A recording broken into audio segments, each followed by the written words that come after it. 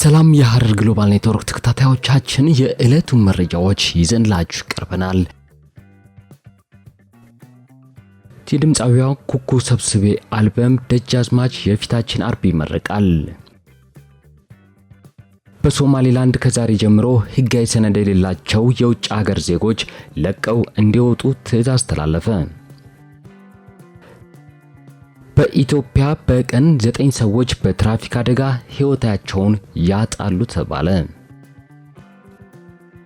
ኢትዮጵያ የሩሲያና የቻይና የጨረቃ ጣቢያ ፕሮጀክቶችን ተቀላቀለች። አይኑን ጎልጉሎ በማውጣት ስሙን የዓለም ድንቃድንቅ መዝገብ ላይ ያሰፈረው ሰውም እንቃኘዋለን። በአውሮፓ ሻምፒየንስ ሊግ የግማሽ ፍጻሜ ጨዋታ አርሴናል በሜዳው በፒኤስጂ ሽንፈት አስተናገደ። ምግብ ለማዘጋጀት አያቶችን ብቻ የሚቀጥረው ሬስቶራንት እያነጋገረ ነው። የት፣ እንዴት፣ ለምን የሚለውን አብረን እንከታተል። እንደተለመደው ላይክ፣ ሼር፣ ኮሜንት በማድረግ ቤተሰብ በመሆን ወቅታዊ መረጃዎችን ይመልከቱ። ደጃዝማች የተሰኘው የድምፃዊ ኩኩ ሰብስቤ 8ኛ አልበሟ የፊታችን አርብ ሚያዝያ 24 ላይ እንደሚለቀቅ ተገለጸ። ታላላቅ ገጣሚያንና የዜማ ደራሲያን፣ የሙዚቃ አቀናባሪዎች የተሳተፉበት ደጃዝማች የተሰኘው የድምፃዊ ኩኩ ሰብስቤ 8ኛ አልበሟ የፊታችን አርብም በራሷ ኩኩ ሰብስቤ ዩቲዩብ ቻናልና በሁሉም የዲጂታል መተግበሪያዎች ለአድማጭ እንደሚደርስ ተገልጿል።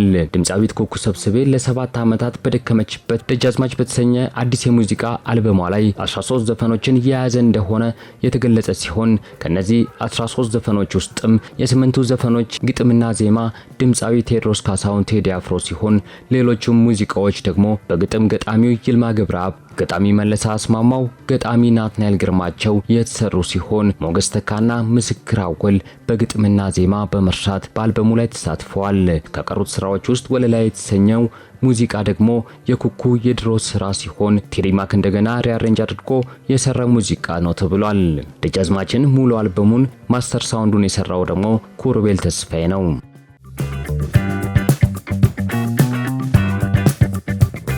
በኢትዮጵያ በቀን 9 ሰዎች በትራፊክ አደጋ ህይወታቸውን እንደሚያጡ ተገለጸ።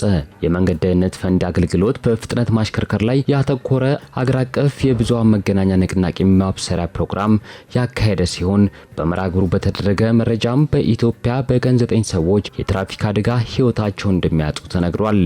የብዙሃን መገናኛ ንቅናቄው ለአንድ ወር የሚቆይ ሲሆን በፍጥነት ማሽከርከር ላይ ያተኮረ የምስልና የድምጽ ማስታወቂያዎች በተለያዩ የሚዲያ ተቋማት አየር ላይ ይውላሉ። መልእክቶችም በማህበራዊ ሚዲያዎች፣ በህትመት ውጤቶችና በሌሎች የመልእክት ማስተላለፊያ ዘዴዎች አማካኝነት እንዲተላለፉ ይደረጋል። በተጨማሪም የመንገድ ትራፊክ ቁጥጥርና የጎዳና ላይ ግንዛቤ ማስጨበጫ፣ የንቅናቄ ማብሰሪያ ስርዓት፣ ከፍተኛ የመንግስት ኃላፊዎች፣ የባለድርሻ አካላት ተወካዮች፣ የሚዲያ ተቋማትና ሌሎች ጥሪ የተደረገላቸው እንግዶች በተገኙበት ነው የተከናወነው።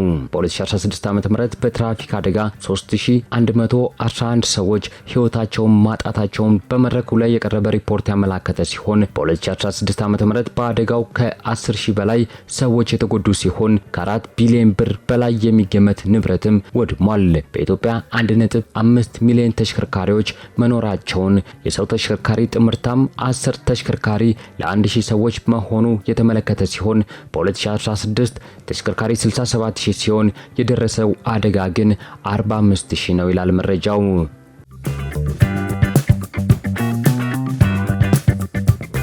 አይኑን ጎልጉሎ በማውጣት ስሙን የዓለም ድንቃድንቅ መዝገብ ላይ ያሰፈረው ሰው አነጋጋሪ ሆኗል። በጣሊያን የሚኖር አንድ የጉራጋይ ሰው ባልተለመደ ሁኔታ አይኖቹን ጎልጉሎ በማውጣት የዓለም ድንቃድንቅ መዝገብ ላይ ስሙን ማስፈር ችሏል። በድንቃድንቅ መዝገቡ ላይ ስሙ የሰፈረው ዊሊያም ሳንቼዝ በሞንቴቪዲዮ ኡራጋይ ተወላጅ ሲሆን በአሁኑ ጊዜም በጣሊያን ሚላን ይኖራል። በ8ና በ9 ዓመት ዕድሜው አካባቢ በአይኑ ዙሪያ ያለውን ጡንቻ ዘና ለማድረግ አይኑን መበልጠጥ እንደጀመረም ይናገራል። በተደረገለት ምርመራም አይኖቹ ከጉድጓዶቹ 0.74 ኢንች ብቅ ማለት ችሏል። ይህም አይኖቹ ከጉድጓዱ ርቀው መውጣት የሚችሉት ሰው የሚል ማዕረግ አሰጥቶታል። ሰዎች የሆነ ነገር አልታይ ብሏቸው ወደ ነገሮች ተጠግተው ሲያዩ እኔ አይኖችን ካለሁበት ቦታ ሆኜ እልካቸዋለሁ የሚለው ይህ ሰው በዚህ አጋጣሚ ያዩት ሰዎች ተስፈንጥረው እንደሚርቁት ይህንንም እያስገረመው ይናገራል። የዊሊያም አስገራሚ ችሎታም በማህበራዊ ሚዲያ ላይ ዝነኝነቱን ጨምሮለታል።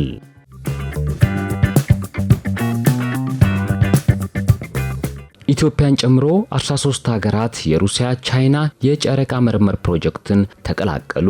ኢትዮጵያን ጨምሮ 13 ሀገራት ሩሲያና ቻይና ዓለም አቀፍ ሳይንሳዊ የጨረቃ ምርምር ጣቢያ ለመፍጠር የሚያደርጉትን ጥረት መቀላቀላቸውን የብሪክስ ሀገራት የጠፈር ኤጀንሲ ኃላፊዎች ስብሰባ ላይ ለጠፈር እንቅስቃሴዎች የሩሲያ ግዛት ኮርፖሬሽን ዋና ዳይሬክተር ዲሚትሪ ባካኖቭ አስታውቋል።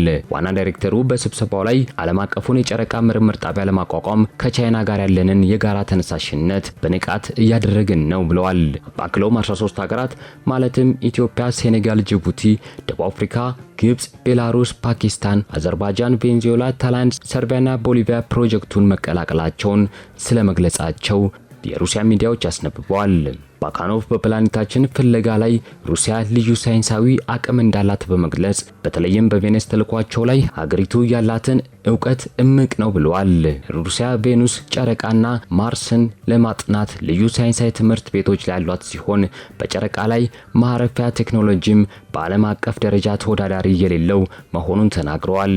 አክለውም ጨረቃንና ማርስን በማጥናት የሩሲያ ልምምድ ለወደፊቱ በብሪክስ ለሚመራው ዓለም አቀፍ የጠፈር መርሃ ግብሮች የቴክኖሎጂ መሰረት ሆኖ ሊያገለግል እንደሚችል ጠቁመዋል።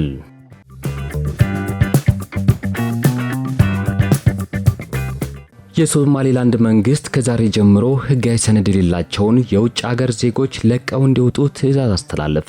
የሶማሌላንድ የሀገር ውስጥና ደህንነት ሚኒስቴር ትናንት ባወጣው መረጃ መሰረትም ሰነድ የሌላቸው በሙሉ በ3 ቀናት ውስጥ ለቀው መውጣት እንዳለባቸው አሳስቧል። በ3 ቀናት ውስጥ ለቀው የማይወጡ ከሆነ አስፈላጊው እርምጃ እንደሚወሰድም አስጠንቅቀዋል። በሚኒስትሩ ፊርማ የወጣው ይህ መመሪያ የተለያዩ በአገሪቱ ውስጥ የሚገኙ ተቋማት ይህንን እንዲያስፈጽሙ ትዕዛዝ ተሰጥቷቸዋል። በሶማሌላንድ ውስጥ በርካታ ኢትዮጵያውያን በህጋዊም ሆነ በህገ ወጥ መንገድ የሚኖሩ መሆኑም ይታወቃል።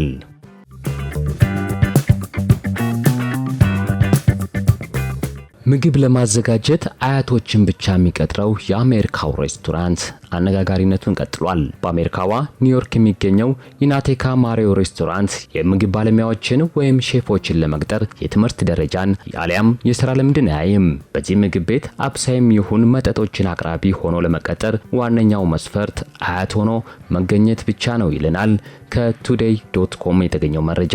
የሬስቶራንቱ ባለቤት ጆዲ ስካራቤል በሞት ያጣቸውን አያቱን እናቱንና እህቱን ለማስታወስ ሲል ነበር የከፈተው። የሬስቶራንቱ ስያሜ ኢናቴካ ማሪያ የተወሰደውም ማሪያ ከሚለው የእናቱ ስም ነው። መጀመሪያ ላይ የዚህ ሬስቶራንት ስም በአውሮፓውያኑ 26 ሲጀምር የጣሊያን ምግቦችን ለማቅረብ አቅዶ ነበር። ነገር ግን ሬስቶራንቱ ስራ ከጀመረ በኋላ አገልግሎት ፈልገው የሚመጡ የሀገሩ ዜጎች ጣሊያናውያን ብቻ አልነበሩም። የተለያዩ ዓለም ሀገራት ዜጎችን እየሳበ በመምጣቱ የሁሉም ሀገራት ዜጎችን አያት እየቀጠረ የመጡበትን ሀገር ተወዳጅ ምግብ እንዲያበስሉ ማድረግን ጀመረ። የዚህ ሬስቶራንት ባለቤት ታዲያ ማንም ቢሆን እንደ አያት የጣፈጠ ምግብ አይሰራም ብሎ ያምናል። ጣሊያንን ጨምሮ ከዩክሬን፣ ጃፓን፣ ቻይና፣ ብራዚል፣ ባንግላዴሽ፣ አልጄሪያ፣ አርጀንቲና፣ ቤላሩስ፣ ፖላንድ፣ ፈረንሳይና ከሌሎችም የዓለም ሀገራት በመጡ አያቶች የተሰሩ ጣፋጭ ምግቦች በኢናቴካ ማሪያ ሬስቶራንቶች ይገኛሉ።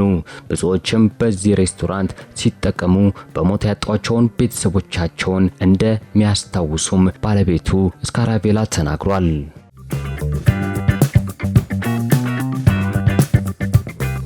በአውሮፓ ሻምፒየንስ ሊግ ተጠባቂ ግማሽ ፍጻሜ የመጀመሪያ ጨዋታ ፓሪስ ሴን ጀርመን ከሜዳው ውጪ አርሴናልን 1-0 በሆነ ውጤት አሸንፏል። በጨዋታው ጅማሮ ላይ የሉዊስ ሄንሪኬ ቡድን ጨዋታውን ተቆጣጥሮ ተጭነው የተጫወቱ ሲሆን በተደጋጋሚም ወደ መድፈኞቹ የግብ ክልል ይደርሱ የነበረ ሲሆን በአራተኛው ደቂቃ ላይም የፈረንሳዊው ኮከብ ኡስማን ዴምቤሌም የፒኤስጂን ብቸኛ ጎል አስቆጥሯል።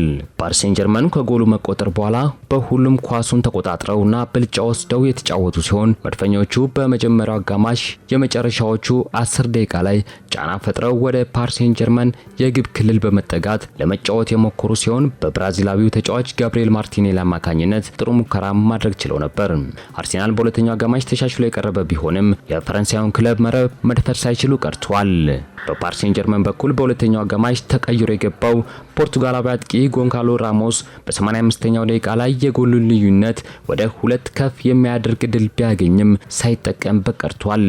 መድፈኞቹ በጨዋታው 5 ኢላማቸውን የጠበቁ ሙከራዎችን ሲያደርጉ ፓሪስ ሴን ጀርመን በአንጻሩ 4 ማድረግ ችሏል። ፈረንሳዩ ኮከብ ኦስማን ዴምቤሌ 2025 ከገባ በኋላ 25 ጨዋታዎችን አድርጎ 26 ግቦችን ማስቆጠር ችሏል። ተጫዋቹም በጨዋታው በ69ኛው ደቂቃ ላይ በጉዳት ተቀይሮ ወጥቷል። ጣሊያናዊው ግብ ጠባቂ በአስቶን ቪላው የመልስ ጨዋታ ላይ እንዲሁም በትላንትናው ጨዋታ ላይ 5 ኳስ በማዳን ለቡድኑ ትልቅ አስተዋጽኦ ማድረግም ችሏል። የሉዊስ ኤንሪኬ ቡድን ከሜዳ ውጪ 1-0 ማሸነፉን ተከትሎ ለፍጻሜው ለማለፍ የተሻለ እድል ይዟል ተብሏል። የመልሱ ጨዋታ የዛሬ ሳምንት በፓሪስ ይደረጋል። የአውሮፓ ቻምፒየንስ ሊግ የግማሽ ፍጻሜ የመጀመሪያ ዙር ጨዋታዎች ዛሬም ቀጥለው ሲደረጉ ባርሴሎና ከኢንተር ሚላን የሚያደርጉት ጨዋታ በጉት ይጠበቃል።